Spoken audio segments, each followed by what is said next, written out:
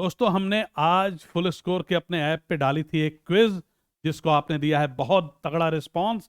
बहुत बहुत धन्यवाद आपका। तो आज डिस्कस करेंगे उस क्विज में एक बड़ा ही कॉन्सेप्चुअल क्वेश्चन था जिसपे हुई थी ढेर सारे बच्चों को प्रॉब्लम। तो उसका डिटेल्ड सॉल्यूशन इस वीडियो में डिस्कस करने वाला हूं।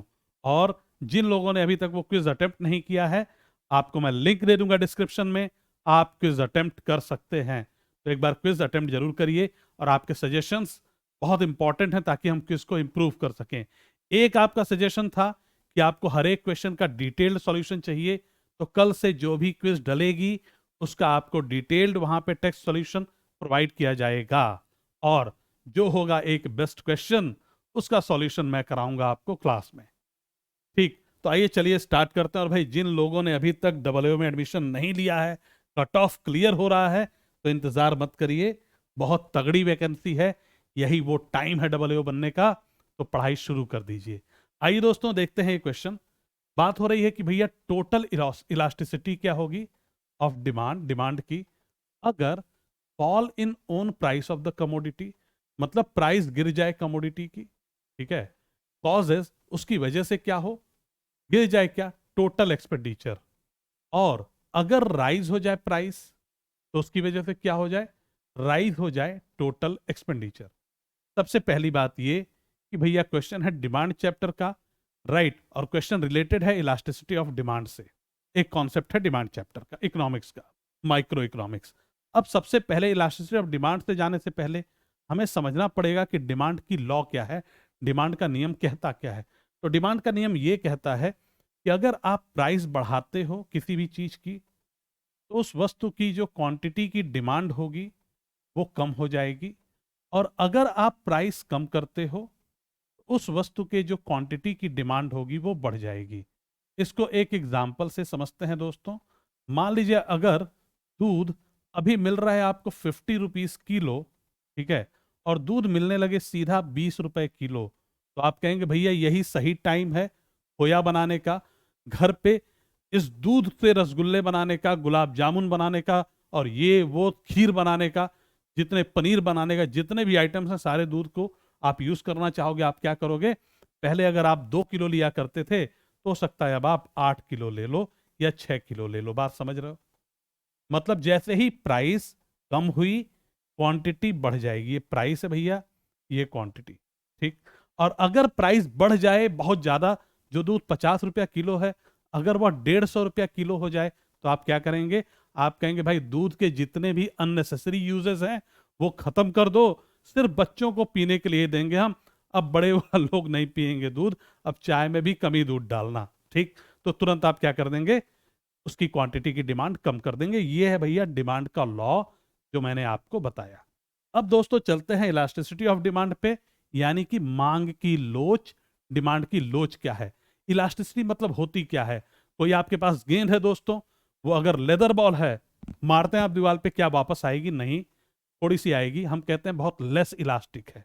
लेकिन जो बहुत तेजी से आया कहते हैं हम बहुत ज्यादा इलास्टिक है। सेम चीज यहां पे है। अगर अब उसको समझते हैं एक एग्जांपल से। मान लीजिए आपके पास, आप गए मार्केट में आलू खरीदने, ठीक है, और आपको आलू मिलता है 5 रुपए किलो। मतलब अगर प्राइस अभी 5 रुपए किलो है, तो उसके क्वांटिटी मतलब जो डिमांड है आलू के क्वांटिटी की, वो है 10 किलो आलू की डिमांड। 5 रुपए किलो, 10 किलो आलू की डिमांड। मैंने पूछा टोटल खर्चा कितना होगा, आप कहोगे टोटल एक्सपेंडिचर 50 रुपीज। अब प्राइस क्या हुई, प्राइस हो गई थोड़ी सी कम, हो गई 4 रुपए किलो। तो क्या होगा, क्वांटिटी का क्वांटिटी जो होगी वो बढ़ेगी या कम होगी? आप कहोगे डेफिनेटली बढ़ेगी सर। क्यों बढ़ेगी भैया, यही लॉ है और यही आपको लगता भी है। तो अब मान लीजिए अगर आलू की डिमांड बढ़ी लेकिन 12 किलो अब डिमांड हो गई, मैंने पूछा टोटल खर्चा आप कितना आएगा, आप कहोगे सर 48 रुपीज। प्यारे बच्चे यहाँ पे ध्यान देने वाली बात यह है कि प्राइस कम हुई है, उसकी वजह से डिमांड बढ़नी थी। अगर डिमांड बहुत तेजी से बढ़ती तो एक्सपेंडिचर पहले से ज्यादा हो जाता। प्राइस कम हुई, डिमांड बढ़नी थी, डिमांड बहुत तेजी से नहीं बढ़ी, थोड़ी सी बढ़ी, तो इसकी वजह से क्या हुआ, जो टोटल एक्सपेंडिचर है वो पहले से कम है। तो अगर प्राइस के कम होने से क्वांटिटी इतनी ज्यादा ना बढ़ पाए कि टोटल एक्सपेंडिचर पहले से कम रह जाए तो हम कहते हैं भैया तुम्हारी जो इलास्टिसिटी है ना इस वस्तु की, कि जो भी सामान था उसकी जो डिमांड की इलास्टिसिटी है वो लेस देन 1 है। Elasticity of demand less than 1, आपकी डिमांड बहुत तेजी से नहीं बढ़ रही भाई, लेस देन 1। ठीक। लेकिन दोस्तों अगर इसी एग्जाम्पल को आप ऐसे देखो, मान लो वस्तु 5 रुपए की पहले थी, ठीक है, और क्वांटिटी कितनी 10 किलो, तो कितने रुपए आपके खर्चे हो रहे थे सर? हो रहे थे 50 रुपए। अब हुआ ये कि 4 रुपए हो गई, प्राइस कम हो गई, तो क्वांटिटी जो थी वो बढ़नी थी। अब पता है क्वांटिटी कितनी बढ़ी? क्वांटिटी मान लो बढ़ गई 15 किलो। अब देखिए टोटल प्राइस कितना है, 15 4 या 60, 60 रुपए आपको खर्च करने पड़ेंगे। तो यहां पे आप देखते हैं कि प्राइस जैसे ही कम होती है क्वांटिटी बढ़ती है, लेकिन इतनी तेजी से बढ़ती है कि भैया ये प्राइस के फैक्टर को अब खत्म हो जाता है। जो टोटल एक्सपेंडिचर पहले था वो उससे जो टोटल एक्सपेंडिचर हो पहले से ज्यादा है। मतलब जो डिमांड जो है इस वस्तु की बहुत तेजी से बढ़ी है, तो हम कहते हैं भैया तुम्हारी जो इलास्टिसिटी है वो मोर देन 1 है। ठीक। तो ये है इसकी अंडरस्टैंडिंग। मतलब अगर प्राइस बढ़ता है तो डिमांड क्या होगी? कम होगी।